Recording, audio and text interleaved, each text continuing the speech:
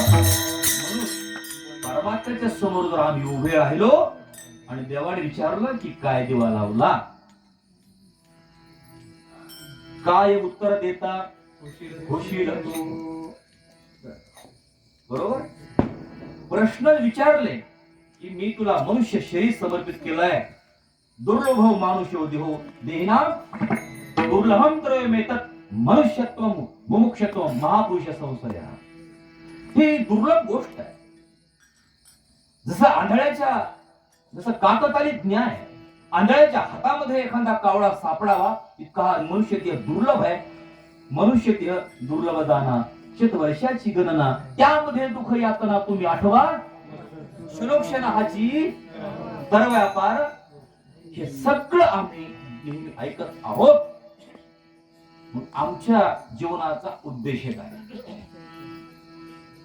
आणि माझं म्हणणं एकच आहे, खरंच गड्या ईश्वराच्या समोर आपण उभा राहिल्यावर आमच्याकडे काय उत्तर आहे, काय उत्तर देता होशील, काय उत्तर आहे.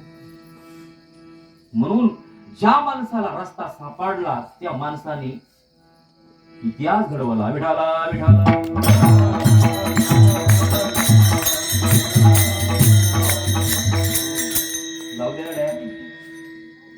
काहींनी मोठं कार्य केलंय. 1000 मुलांची आई श्रीमती सपकाळ ही माय होऊ शकते.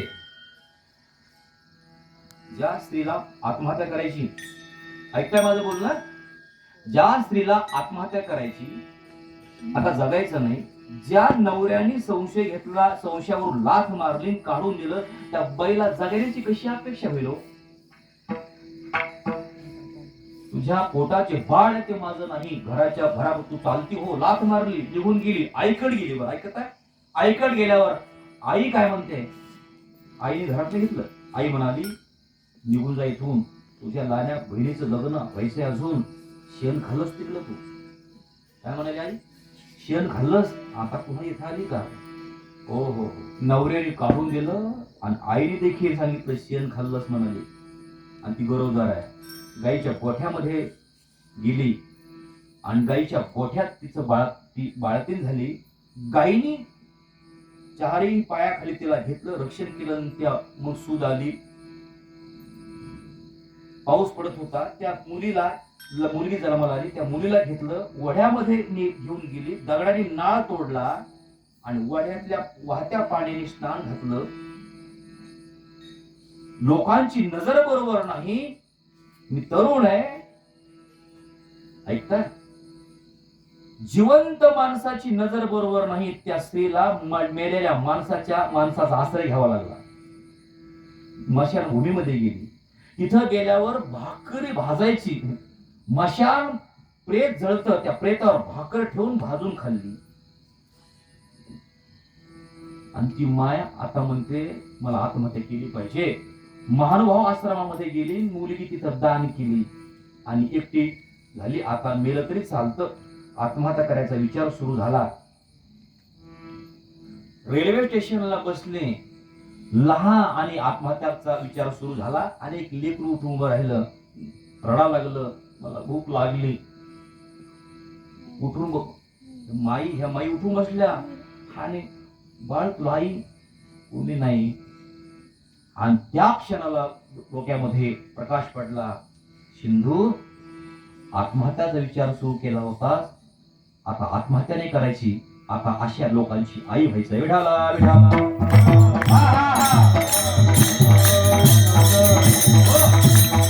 असे लोक हे बाल संस्कार शिबिर कशासाठी, आवश्यकता काय.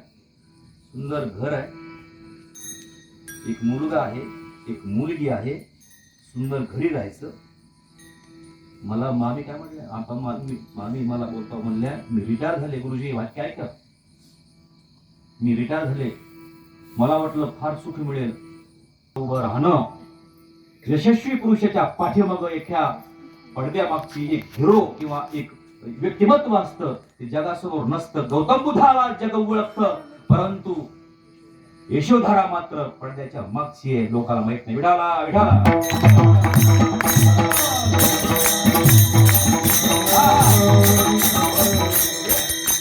हे कशासाठी, स्वतःच्या घरीची भाकर खायची, खिशामध्ये गळ्यामध्ये ती पंढरपूरची पडशी टाकायची आणि गावगाव फिरायचं कीर्तन करत 1 रुपया घेता 50,000 दिल्यावर कीर्तन करील. अशा लोकाला कशाला कशासाठी आहे? ज्या भागामध्ये कीर्तन होत नाही तिथं 4-5 लोक न्यायचे, घरचं जेवण घेऊन जायचं, 4-5 लोक न्यायचे, दादा या, आई या, आता आपण कीर्तन करू, सप्ताह करू. असे काम, असं कार्यक्रम केले तेव्हा घराघरामध्ये काराकोपऱ्यामध्ये हा संप्रदाय पोहोचला.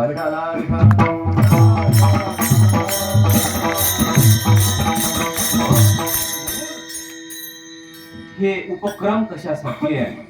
ही दृष्टी आहे. दुनिया गई भाड़ में, दुनिया गई भाड़ में, हम हमारे मूड में. असे लोक आहे, त्यांना देशाचं घेणं देणं नाही, राष्ट्राचं घेणं देणं नाही, मुलांचं घेणं देणं नाही. जगायचं जलमाला आला ह्याला आणि पाणी वाहता वाहता मेला. विठाला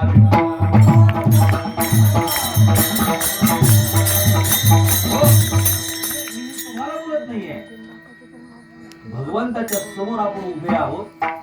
सगळ्या बाजूने देवता लोक आहेत, त्या व्यासपीठावर परमात्मा आहे आणि त्याचा प्रश्न आहे तू काय केलंय.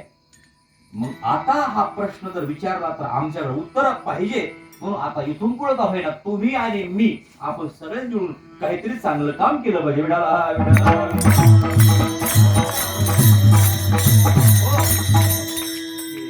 जे इतिहास जे घडवतात ते हे वेळे माणसं असतात, हे वेळे.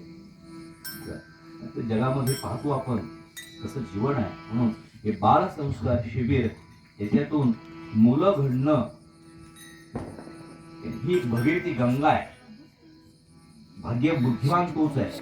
ऐका माझं बोलणं, बुद्धिवान तोच आहे ज्याला वर्तमान काळात जगता येतं आणि ज्याला जसं गते शोको न करतयो भविष्यम नैव चिंतयत वर्तमाने न कालेन वर्तेति विचक्षणः.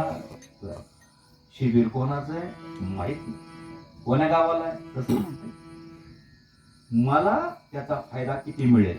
गंगा वाहते, कोण्याने विचार करू नका. भगीरथाने किती प्रयत्न केले, 3-3, 4-4 महिने शिबिरासाठी बैठका घ्याव्या लागतात. सगळं उभा करून देखील आपण त्याचा आस्वाद घेऊ शकत नाही. त्याच्यापेक्षा आपलं दुसरं दुर्दैव आहे काय?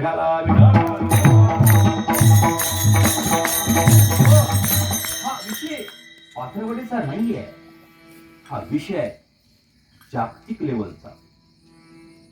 काका अमेरिकेमध्ये आता एक फंड काढला, फंड माहित असावं आपल्या भारतीय लोकांना. अमेरिकेतल्या सुज्ञ लोकांनी शालेय उपक्रमातून फंड काढला. कोणता? पैसे फंड, पैसे वेगळे केले कशासाठी? संस्कार देण्यासाठी. आणि भारतातले आचार्य आता ऑनलाईन संस्कार देऊ लागले. Respect our peoples and obey them. वडीलधाऱ्यांचा आदर केला पाहिजे, कसं वागलं पाहिजे. नाहीतर आता पुण्यामध्ये सुद्धा मुलं आणि मुली ड्रग्स घेतात त्या सिंहगडच्या पायथ्याशी. भयानक परिस्थिती. बरोबर, मुलगा गेला शिकायला, मुलगी गेली शिकायला, तिथं वातावरण काय चालू आहे. म्हणून संस्कार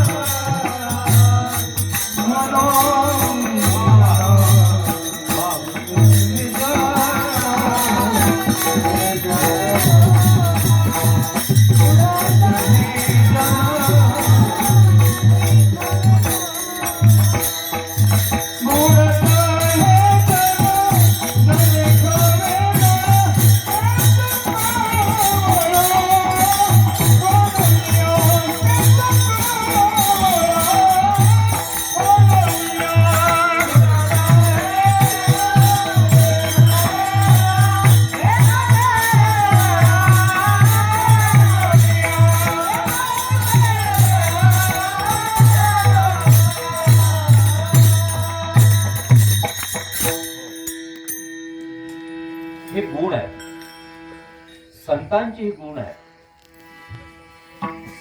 मी वाक्य ते बोलून गेलो.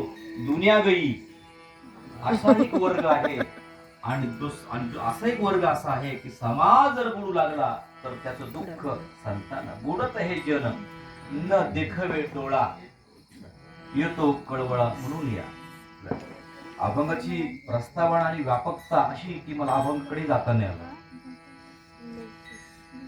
विंचू जसा वाहत असताना नागरायाने विंचवाला घेतलं, विंचवाने डंक मारला, पुन्हा हात झटकला, विंचू पडला, पुन्हा विंचू वाहू लागला. अरे कुठं गेले? पुन्हा विंचवाला घेतलं, पुन्हा विंचवाला डंक मारला.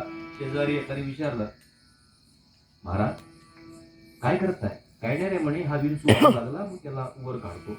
तुम्ही त्याला वर काढून पुन्हा हात का झटकता? तुम्हाला चावला. पण झटकलं, द्या सोडून, पाहू द्या. नाही नाही म्हणे, त्याला वर काढलं पाहिजे.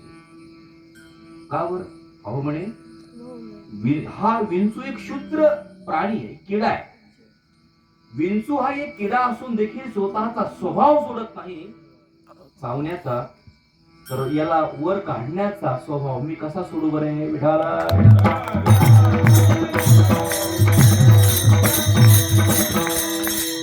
हे जन न देखवे डोळा, येतो कळवळा म्हणून. ही दृष्टी ज्या माणसाला नाही, हे गुरुवाक्य मला वाटतंय, अशी दृष्टी ज्यांना मिळते ना, तर मला असं वाटतं की तो परमात्मा दृष्टी देणार आहे. सर्वांना ती दिली नाही याचा अर्थ, याचं कारण मला माहित नाही, पण ज्याला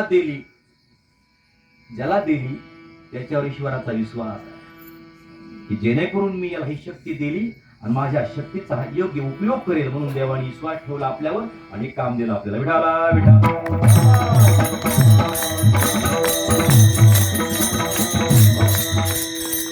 म्हणून मी बऱ्याचशा गोष्टी अशा सांगितल्या की मुलाला जन्म देणं हे सोपं आहे, संस्कार देणं अवघड आहे. त्यासाठी आईला संस्काराची गरज आहे आणि बापालाही संस्काराची गरज आहे. का बरं? मी कीर्तनकार माणसं पाहिजे. कीर्तन झालं आणि द्या मग इथं कीर्तन आणि खाली उतरून तमाखू, पब्लिकने घ्यायचं काय? भजते रातभर भजन करतील आणि मधल्या काळामधल्या इंटरव्ह्यूला तमाखू, गुटके, पुड्या, गांजा, हे काय? यदिदा चरती श्रेष्ठस्तत् देवेतरो जनः, मोठा विषय. मोठ्यांनी भान ठेवून पाऊल टाकला पाहिजे की मला बघणारा समाज फार मोठा आहे. अर्जुन काय युद्ध कर? का बरं? अर्जुन, विश्व तुझ्याकडे पाहत आहे, जगातला सर्व श्रेष्ठ धनुधारी आहे. तुझ्यासारख्या एका योद्ध्याने जर धनुष्य ठेवलं ना, तर जगातले सगळे योद्धे असंच करतील. म्हणून तू युद्ध केलं पाहिजे, कारण तुझं अनुकरण करणारा समाज फार मोठा आहे. एक बोलू तुम्हाला, विषय फार व्यापक होईल, पण आजचं कीर्तन हे असंच असू द्या. मिक्स हा विषय आहे. मला संगतीचं एक उदाहरण देऊन मी थांबणार आहे, मला वेळेचं भान आहे. मामा, छत्रपती संभाजी महाराजांना धरल्यावर त्यांना आत नेलं. तो जल्लाद आहे, त्याला सांगितलं कोणी? औरंगजेबाने की जल्लाद जी हुजूर, मुझे इसकी चिख सुननी है. जब से मैंने संभाजी को पकड़ा है तब से अभी तक उसकी चिख मैंने सुनी नहीं. मेरे कान तरस रहे उसकी चिख सुनने के लिए. कुछ भी करो लेकिन उसके मुख से मुझे अगर आई गो बाबो हे ऐकायचं मला. मैंने सुनी नहीं. हा जल्लाद असा पडदा टाकलेला, पडदा राजांना साखळदंडाने बांधलेला आहे आणि जल्लाद आला, मुझे चिख सुननी है, उसके आंखें निकाल, त्याचे डोळे फोड, असं बांधलेलं साखळदंडाने चित्र समोर आणा. आणि दोन भाले एका चुलीमध्ये घातलेले आहेत, त्याला त्या भाल्याला तापवणं चालू आहे. आणि पडदा टाकल्या, पडद्याच्या पलीकडे औरंगजेब बसलेला आहे आणि इथं दोघं जण आहेत, जल्लाद आणि राजे. ऐका, त्या जल्लादच्या डोळ्यात अश्रू आले.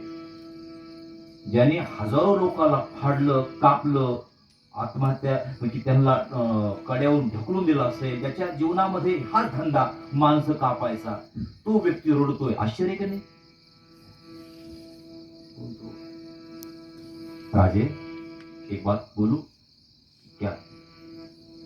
मेरी एक इच्छा है, आप मानिए. कुछ दिन के लिए आप इस्लाम स्वीकार कीजिए. कुछ दिन के लिए, 1 महीना के लिए इस्लाम स्वीकार कीजिए. बाद में फिर गनीमी कावा के तरह आप निकल जाइए. क्यों?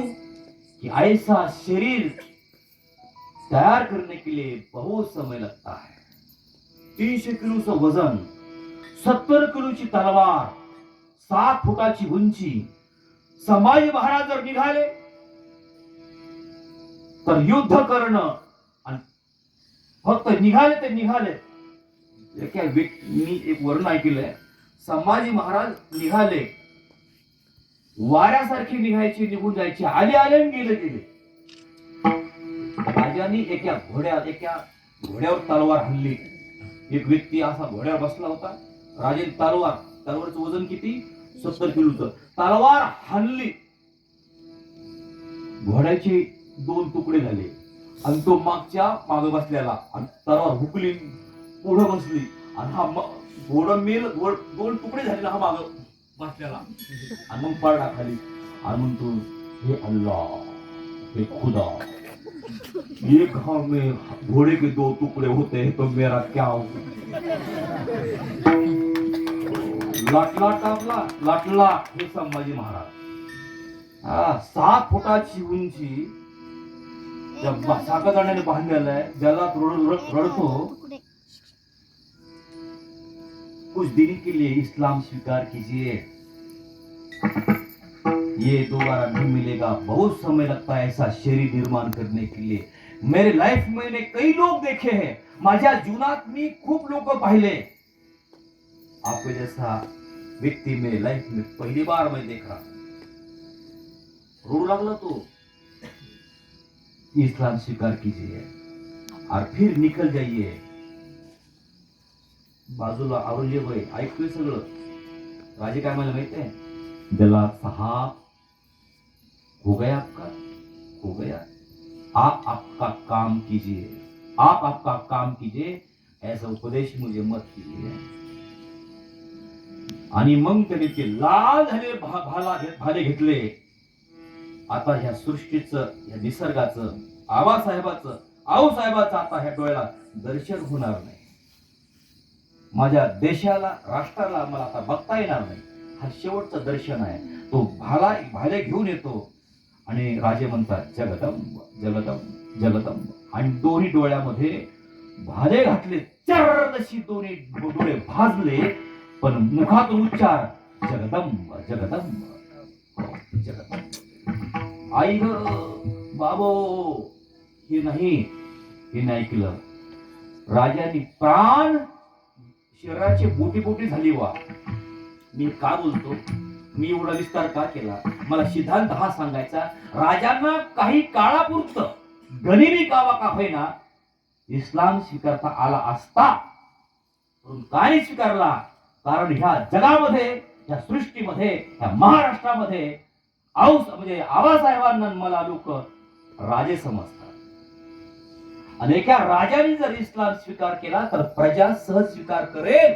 म्हणून यदिराज श्रेष्ठ तत्व दैवे तरोजन, हा मोठ्या माणसाने भान ठेवलं पाहिजे की मला बघणारा समाज आहे. विठाला विठाला.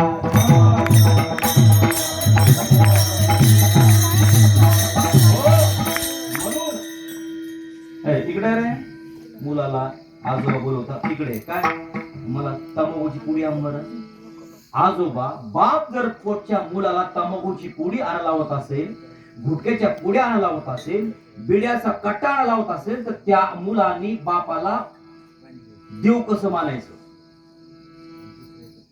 त्या मुलांनी नेमकं घ्यायचं काय? महाराज लोक म्हणतात मागे सकल तीर्थांचे धुरे जी एका माता पितरे ते त्या किर शरीरे लोक मला सांगा कसं आदरी समजायचं बापांना? काय चाललं मग बरं का? हा तो मुख हा लागला त्या मुलाने ह्या बापाला देव कसं मानायचं? बर, आणि मग हा बाप मुलासमोर हे व्यस्त करू लागला, त्या लेकराने घ्यायचं काय? जगी ऐसा बाप भावा, जगी ऐसा, जगी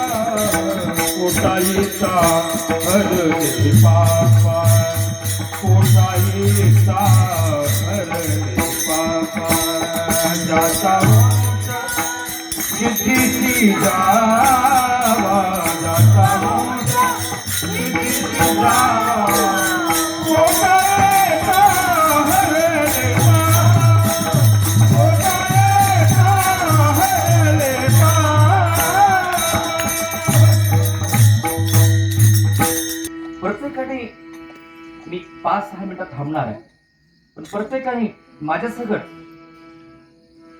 आपलं खरं जीवन, मला 2 डोळे आहेत पण मला बघणारे 1000 डोळे आहेत. माझा पाऊल वाकडा पडता कामा नये, मी कुठलं व्यसन करता कामा नये, माझ्याकडून काही पूर्ण चुका होऊ नये.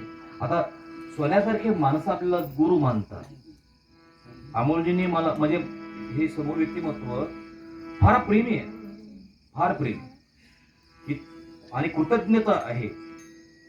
बाबा ही सगळी मंडळी म्हणून प्रत्येक वाक्याचे कर्तव्य दादा. जसं मला तुम्ही त्या दिवशी बोलले, महाराजाचा एक फोन आला, किती वाजता कीर्तन आहे म्हणे. महाराज कधी आता तुम्ही? दादाने फोन केला की महाराजाला फोन केला, महाराज कुठेतरी निघले म्हणे. बाबा कधी येता म्हणे? येतो लवकर म्हणे. मग खायला काय करायचं? काही नाही म्हणे, ज्वारीची भाकरी मेथीची भाजी वगैरे करा, आणि त्या दिवशी एकादश. इतका राग आला त्यांना म्हणे, मला इतका राग आला, मला असं वाटलं महाराज येऊ नका, तिकडून तिकडे जा, काय का माझा महाराज आहे.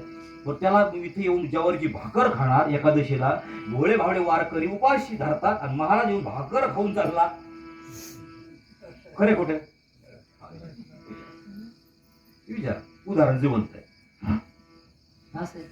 म्हणून आई वडिलांचं देखील कर्तव्य. माता शत्रू पिता वैरी, ये न बालो न पाठित न शोभते राघवशे बघो यथा. माता शत्रू आहे, पिता वैरी आहे. कोणते? आई बाप. ये न बालो न पाठित, ये न ज्याने मुलांना मुलांकडे लक्ष दिलं नाही, ज्या मुलांना घडवलं नाही, ते आई बाप शत्रू आणि वैरी आहे. ज्याप्रमाणे राजहंसाच्या कळपामध्ये बगळे शोभा देत नसतात, तसे आईबाप देखील शोभा देत नाही. विठाला विठाला.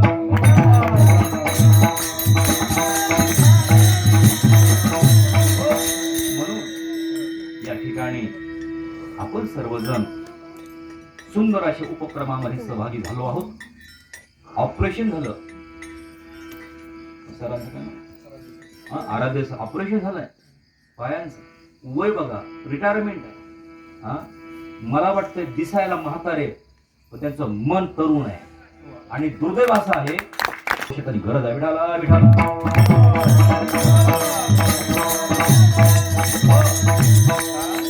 एक मुलगा म्हणला, लय तिथं लय ढेकळे हो.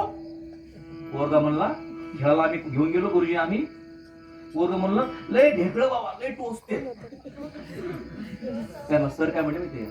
अरे तुला टोचावे म्हणून आणलं तुम्हाला.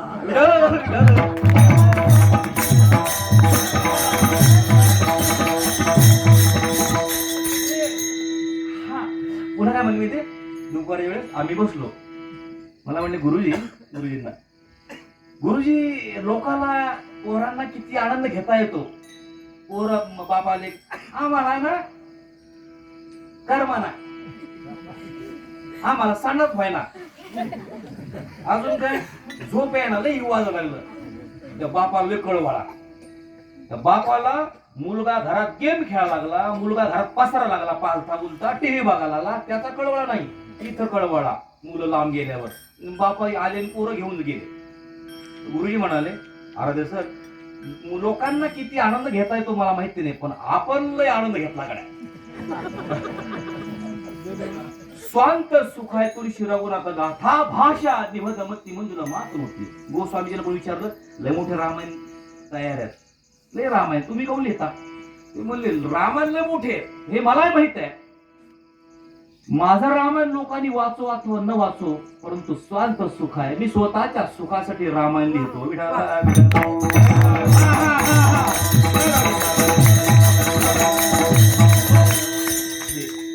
शिबिर आहे सुंदर आमचे नवल महाराज सगळं सोडलं मामाच्या काही शब्दावर मानसिक मामा मला यायचो ना कारण मला माझी तब्येत मला पांढऱ्या पेशी माझ्या कमी झाल्या मी दवाखान्यात खूप उपचार केले मला इथं 2 दिवस चक्कर येत होत्या आताही म्हणे ईश्वरा प्रार्थना की देवा मला दम लागतो बोलताना खरं सांगू मला दमच लागला नाही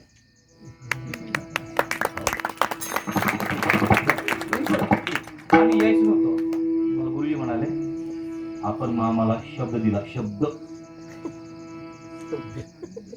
मला ढोसण्या चालू होत्या माझं होतं तळ्यात मळ्यात तळ्यात मळ्यात म्हणजे कोण इंजेक्शन चालू होतं इंजेक्शन खतरनाक हा इंजेक्शन चालू आलो पाहिजे नवल महाराज फोन केला कधी शिबिर 10 तारखेला ते म्हणजे मला तर 7लाच बोलिलं मी लय हसलो आपण तो वजन पाहिजे तिथं ते शिबिर कधी असो आपण पहिलं गेलं पाहिजे पण घरामध्ये घटना फार मोठी घडली माझे पिताश्री 1 महिना झाला आम्हाला सोडून गेले आणि त्याच्यामुळे माझी तब्येतही घालवली मी कोणाला बोललो नाही आणि तिथं मी रमलो मामा नाहीतर मी खरं म्हणजे बऱ्याच गोष्टी माझ्या तिथं डोक्यामध्ये ते विषय माझ्या वडिलांनी जन्माल्यापासून मला कधी सापट मारली नाही आणि वडिलांनी मला कधी जन्माल्यापासून शिवी दिली नाही माझे वडील माझा जिगरी मित्र होते विठाला विठाला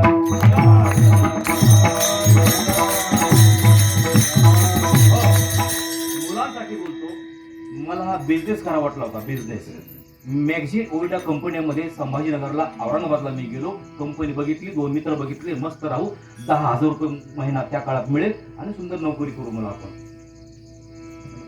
मी आता उद्या सामान घेऊन जायचंय गॅस न्यायचा स्टोव ते न्यायचा 2-4 भांडे न्यायची आणि मस्त खोली करून राहायचं आणि नोकरी करायची मी तिथून आलो औरंगाबादमधून आलो घरी आणि वडील बसलेले चेहरा पडलेला वडिलाचा चेहरा पडलेला काका मी आमच्या वडिला पुरं गाव काका म्हणतो म्हणून आम्ही पण काका आमच्या घरात सगळे वडिलाला काकाच म्हणतात काका काय झालं काय नाही म्हणे जावा कामाला खरंच सांगा काय झालंय मला खरं सांगू का तू लोकांची हमाली करावी पुढं कोणाची नोकरी करू एखाद्या कंपनीमध्ये माझी इच्छा नाही माझी इच्छा आहे तू महाराज व्हावं सगळं कंपनी ते बघितलं महाराज व्हावं म्हणजे मी घरी आलो त्यात सगळं आणि म्हणलं आता 10वी झाली की आता लगेच आळंदीची वारी धरली आळंदीला आलो शिरी सोडायचं रामदेव बाबा गेले होते आणण्यासाठी नाही गेले मला शिरी सोडायचं त्याने गंगोत्रीला शिरी सोडलं ते माझे प्राण सखा ज्याने मला महाराष्ट्रातून बाहेर नेलं ऋषिकेशला घेऊन गेले तिथं मी 5-6 वर्ष राहिलो आणि तिथं मी हे संस्कृतचं सगळ्या प्रचार प्रसार संघाचा संबंध आला ते काम केले मला काय म्हणायचं की वडिलांची इच्छा असते पोराव लक्ष द्या आई वडिलांची इच्छा आहेत ना काय इच्छा त्यांच्या आईची वडिलांची इच्छा एकच असते की त्यांची सेवा करा ही इच्छा नसते तुमचं कल्याण व्हावं आणि तुमची प्रगती व्हावी ही इच्छा त्यांची असते विडाला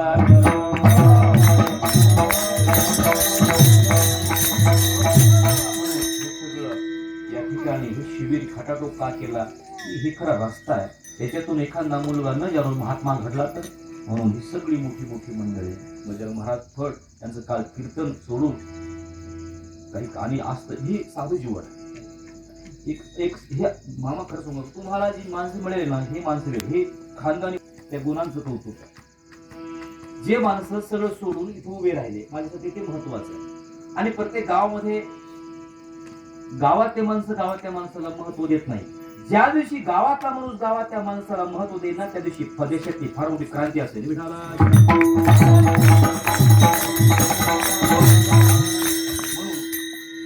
संत समागमे एखादे परी व्हावे त्याचे द्वारे स्वानयाती. ह्या जगामध्ये पतन उद्धार संघाचा महिमा. पतन जगामध्ये आपलं कल्याण होतं समतेने आणि मनुष्य बिघडतो संतेने. जीवनातला हा खरा टर्निंग पॉइंट. काही प्राणी एकांत प्रिय आहेत आणि काही प्राणी संघ प्रिय आहेत. वाघ हा एकांत प्रिय, सिंह हा एकांत प्रिय आहे, माकड संघ प्रिय आहे, कळपळ राहतात. तसं मनुष्य देखील संघ प्रिय आहे.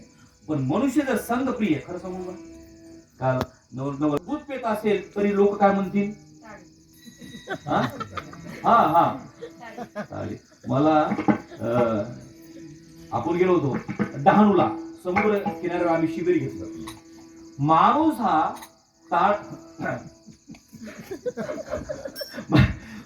समजण्यावाले को इशारा का विठाला विठाला. माणूस हा ताडाच्या झाडाखाली उभा राहिला आणि काय पिऊ लागला? दूध. तरी लोक म्हणतील ताडी पिऊ लागला. नुसत्या झाडाचा संग केल्यावर मनुष्य बदनाम होऊ शकतो, तर आम्ही कुठल्या चौकात उभे आहोत त्याचा विचार केला पाहिजे. म्हणून आम्ही कोणाच्या संगतीमध्ये याचा विचार केला पाहिजे. एक उदाहरण दुकानात थांबतो. तुम्हाला कावळा माहिती? कावळा, कावळ्याची आणि राजहंसाची मैत्री झाली. राम राम. काय नाव? कावळ्याने मैत्री केली वा. तो राजहंस बिचारा साधू स्वभाव, कावळ्याने मैत्री केली. काय नाव? फला नाव वगैरे. मग या घरी चहा प्यायला. राजहंस म्हणाला मला नाही चहा प्यायची. आपण चहा सोडली. तुम्ही चहा. कावळा मला असं का? किती वाजता येऊ? किती सकाळी. मग हा कावळा गेला चहा प्यायला गेला पण उठलाच नाही. त्याला काम धंदे पेरण्याचे दिवस आहेत. पण हा कावळा डोम कावळा गेला उठाला. इतक्या गप्पा सुरू केल्या आणि टाइम झाला जेवण्याचा. मग आता टाइम झाला जेवण्याचा तर राजू मला आता जेवण करून जा. मग याने आपलं जेवण घेऊन केलं. कोणी? जेवण घेऊन केलं. कावळा जेवण करून निघून गेला. कावळ्या असं वाटलं की आता ददाते प्रतिगृहाते गोयमाख्याती प्रचिती भुंक्ते भोजते चैवम षडविधम प्रीतिलक्षणम. जेवाला जाणे जेवाला बोलवणे प्रेमाचं लक्षण आहे. कावळा म्हणला आता आपण त्यांच्या घरी जेवलो बा, उपकार कशाला ठेवायचे? ऐकताय ना, उपकार कशाला ठेवायचे? कावळ्याने केला आग्रह, या ना आमच्या घरी. आग्रह केला. बिचारा राजहंस मला नाही यायचं पण मीच आग्रह केला आणि राजहंस पण निघाला कावळ्याच्या घरी जेवायला. ऐकताय? बघा परिणाम संगतीचा कसा आहे. राजहंस दूध आणि पाणी एकत्र केलं तर पाणी सोडतो दूध पितो. हे ताकद राजहंस मध्ये विवेकाचं प्रतीक आहे. चांगलं आणि वाईट. हा हे चांगलं आणि वाईट, चांगल्याचं ग्रहण आणि वाईटाचा त्याज्य हे ज्याला समजतं त्याला म्हणतात विवेक. राजहंस. कावळ्याच्या घरी राजहंस गेला. कावळ्याचं घर कुठं असतं? कुठं असतं कावळ्याचं घर? हा कुठं? झाडावर. कावळ्याचं घर झाडावर आणि राजहंस तिथे गेला. बसला राजहंस त्याच्या घरी. कोणाच्या? आणि खाली राजा सहज आराम करायसाठी आला होता. शिकारीसाठी राजा आला आणि सहज त्या झाडाखाली राजा बसला. राजाने आपलं टेकन दिलं थोडा असा झोपला राजा. हा राजहंस कावळ्याच्या घरी गेला आणि कावळा उठला आणि कावळ्याने शी केली. कावळ्याने काय केली? शी केली आणि ती शी पडली राजाच्या तोंडावर. शी कोणी केली? कावळे शी केली, राजाच्या तोंडावर शी पडली. राजाने वर पाहिलं आणि बाण काढला. राजाने बाण मारला, कावळा उडून गेला होता. तो बाण राजहंसाच्या छातीत घुसला. राजहंस बाणा सगळं खाली पडला, राजाच्या मांडीवर पडला. राजा म्हणला, अरे अरे राजहंस आहे. मी म्हणला, राजन मी राजहंस आहे. म्हणे हे काय प्रकार आहे? राजहंस तर असं करत नाही. म्हणे हा संतीचा परिणाम आहे. कुसंगे नाडले साधू ते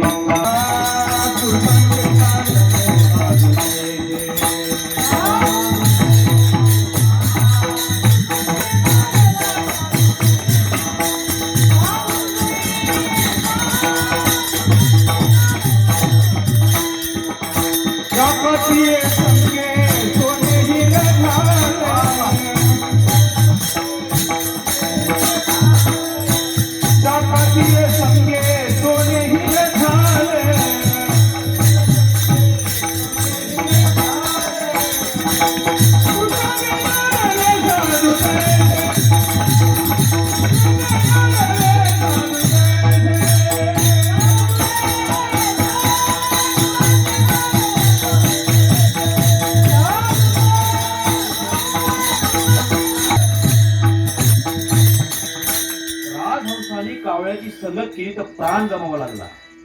राजन संगत धरली नसतं आलो जेवण्यासाठी तर बरं झालं असतं, प्राण गमावा लागला.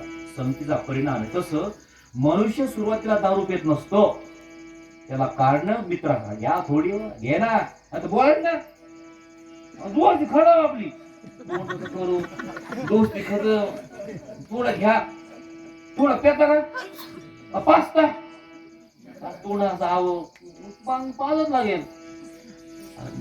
तू 500-1000 रुपये खर्च करण्यापेक्षा थोडी पेतोस. थोडी तंबाखू हे व्यसन जसं लागताना हे परिणाम मित्रांचा. गुरुजी मला म्हणाले, मला फिरायची सवय लागली मित्रामुळे, मी आज 4-5 जण फिरतो असो. म्हणून संगतीचा परिणाम भयानक हे का बोलतो मी, की तुम्ही मुलं आहात. ह्या वयामध्ये आपण संगत कोणाची करायची हे मुलाने ध्यानात ठेवलं पाहिजे. 1-2 मिनिटाचं उदाहरण देऊन थांबणार. एक उदाहरण देतो. विठाला विठाला महाराष्ट्रातून गेले कर्नाटकामध्ये. तिथं गेल्यावर त्यांचा तिथं कीर्तन महोत्सव होता. कुठं राहायचं म्हणून एका घरी सोनाराच्या घरी गेले महाराज आपले. सोनाराच्या घरी गेल्यावर गप्पा गोष्टी झाल्या. सोनार फार श्रीमंत आणि बोलत गप्पा निघता म्हणे, महाराज तुम्हाला हिरा बघायचा का? म्हणलं हो, हिऱ्याबद्दल खूप ऐकलं. जसं काही वस्तूबद्दल खूप ऐकलं पण बघायला मिळाले नाही. उदाहरण परीस, हिरा या गोष्टी बघा म्हणजे ऐकलं खूप, बघितलं का आपण चांगले होते. सोनाराने बॅटरी घेतली. बॅटरी महाराज दुपारचे 2 वाजले आणि मला हिरा दाखवायला घेऊन चालले बॅटरी घेऊन. आता बोलायचं नाही, चला. गेल्यावर मग खालच्या तळ घरामध्ये अंधार होता आणि तिथं गरज पडली बॅटरीची. हा म्हणजे बरोबर आहे, बॅटरीची गरज इथं. गेले बॅटरी घेऊन, हिरा बघायचा गेले. त्यांनी पेटी उघडली. मामा पेटी उघडली. त्या पेटीमध्ये पुन्हा एक पेटी, त्याच्यामध्ये पुन्हा बारीक पेटी, त्याच्यामध्ये पुन्हा बारीक पेटी. महाराजाला उत्कंठा लागली हिरा बघायची ना. हा पेट्या उघडा लागला. पुन्हा पेटी उघडली, त्याच्यामध्ये पुन्हा एवढी पेटी निघली. पुन्हा ती पेटी उघडली. आता लय पेट्या उघडत नाही, संपला. पुन्हा पेटी उघडली. त्या पेटीमध्ये लाल कापडामध्ये हिरा बांधलेला होता. हिरा उघडला. हिरा उघडल्याबरोबर उजाड पडला. परंतु आता उजाड पडतो कशी झाली अजून ते काही खरं खोटं वाटलं नाही. महाराजांनी विचारलं की हा हिरा खरा आहे का? हा हिरा खरा आहे का? तो हसला आणि तो म्हणाला, तुमच्याच तुकाराम महाराज सांगितलं की हिऱ्याची परीक्षा कशी असते. हिरा खरा का खोटा त्याची परीक्षा कशी असते तर ते म्हणाला तुमच्या तुकाराम महाराजांनी सांगितलं की म्हणजे तुकाराम महाराज तुमचे याची कोणीच नाही, तुमचेच तुकाराम महाराजांनी सांगितलं. काय परीक्षा हिऱ्याची तर हिरा कणखर असतो. हिरा कसा असतो आणि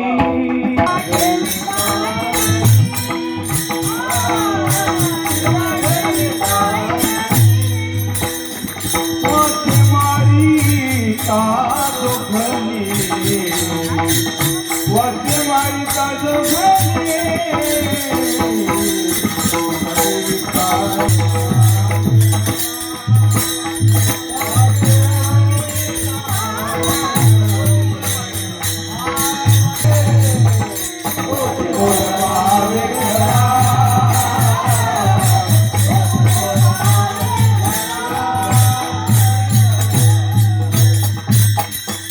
परीक्षा तुमचेच म्हणाले तुकाराम महाराज की हिरा खरा आणि खोटा कसा ओळखायचा तर म्हणे हिरा जर तुम्हाला हे माहिती आयरन आयरन विसड्याकडे असते आयरन आणि त्या आयरेवर हिरा ठेवला आणि वरून जर घन हाणला तर एक तर हिरा त्या आयरन मध्ये घुसतो नाही तर घनात घुसतो नाही तर उडून जातो. इतका कणखर हिरा मामा घुसतो त्या आयरन मध्ये, इतका कणखर हिरा. ते म्हणे जर इतका कणखर हिरा तर मग इतक्या पेट्यामध्ये त्याच्यामध्ये कपड्यामध्ये काऊन ठेवला. हा तसंही जमत नाही महाराज. हिरा कणखर आहे पण त्याला जपावं लागतं. का एवढा कणखर हिरा आहे पेट्यात पेट्या पेट्यात पेट्या पेट्यात त्याच्यात पुन्हा बारीक हिरा आणि एवढा जपून ठेवला का बरं. म्हणे हिरा जरी कणखर असला पण त्याला जर ढेकणाचा स्पर्श झाला वा वा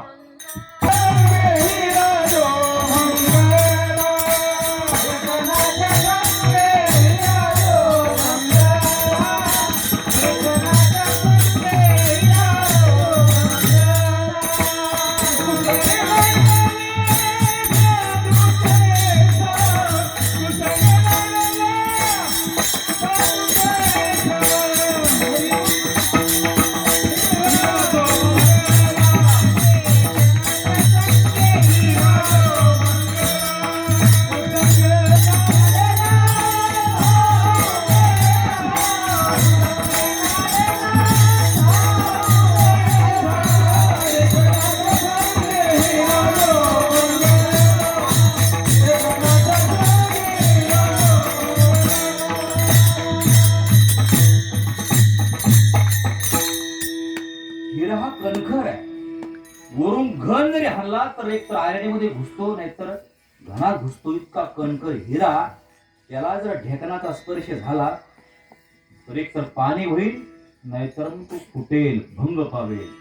हे बोलू सर हे वाक्य खरं तुमच्यासाठी आराध्य सरासाठी हे वाक्य खर्च करतो. तुकोबाऱ्याचं वाक्य सजीवावर संगतीचा परिणाम होईल नवल नाही. सजीवावर संगतीचा परिणाम होईल नवल नाही.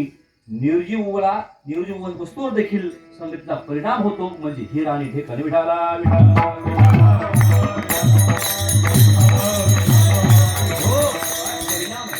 हिरा हा निर्जीव आहे. निर्जीवावर देखील संगतीचा परिणाम होऊ शकतो तर सजीवावर का होणार नाही. तुकोबाऱ्याची दृष्टी कशी आहे उदाहरण कसं दिलं. म्हणून 5 ते 15 लाखाचा हिरा ढेकणाच्या संगतीमध्ये बर्बाद होऊ शकतो काही नवल नाही. पण हा अनमोल करोडाचा हिरा जर संगतीने बर्बाद होत असेल तर याचा विचार नक्कीच मानवाने केला पाहिजे. विठाला विठाला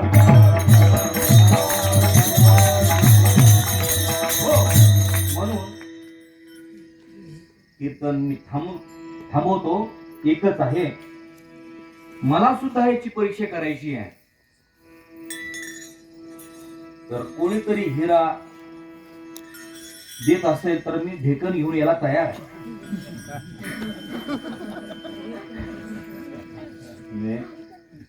ह्या हिऱ्याला चांगलं ठेवायचं असेल तर तुळशीची माळीशिवाय पर्याय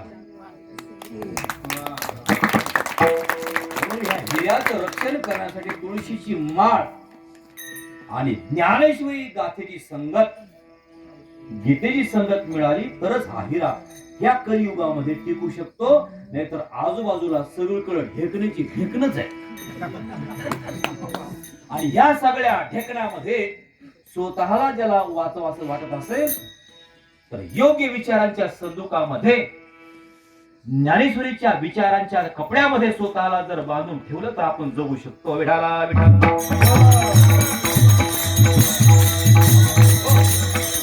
संत समागम एखादी परी भावे त्याचे द्वारे स्वान याती. अभंगाची प्रस्तावनामध्ये आपण थांबलो.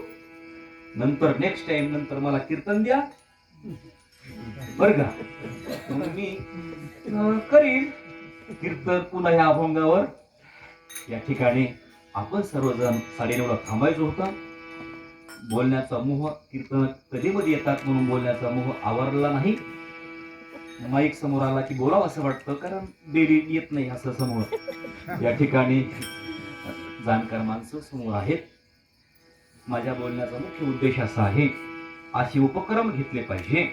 आता गावकऱ्यांसाठी एक शेवटची कळकळीची विनंती आहे. शिबिरात